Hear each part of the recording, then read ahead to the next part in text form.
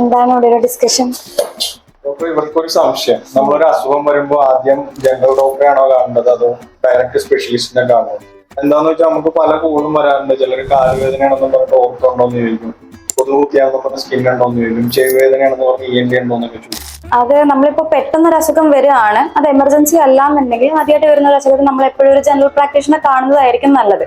കാരണം നമുക്കിപ്പോൾ GP doctors എല്ലായിടത്തും 24 hours അവൈലബിൾ ആയതുകൊണ്ട് നമുക്കൊരു ടൈം ഡിലേ ഉണ്ടാവില്ല. നമ്മളിപ്പോൾ ഒരു സ്പെഷ്യലിസ്റ്റിനെ കാണണമെന്നുണ്ടെങ്കിൽ അപ്പോയിന്റ്മെന്റ് എടുത്ത് വെയിറ്റ് ചെയ്യേണ്ട ഒരു ആവശ്യം ഉണ്ടായിരിക്കും.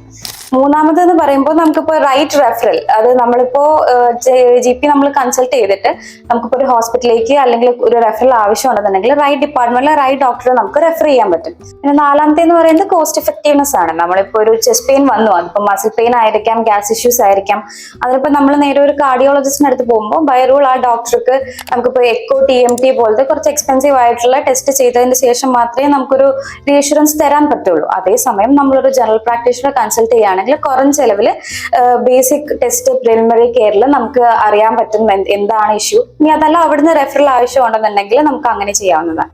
Thank you doctor. അപ്പൊ അടുത്ത തവണ നമുക്ക് ഏത് ഡോക്ടറെ കാണണമെന്ന് സംശയം ഉണ്ടെങ്കിൽ ആദ്യം ഒരു GP കാണുക.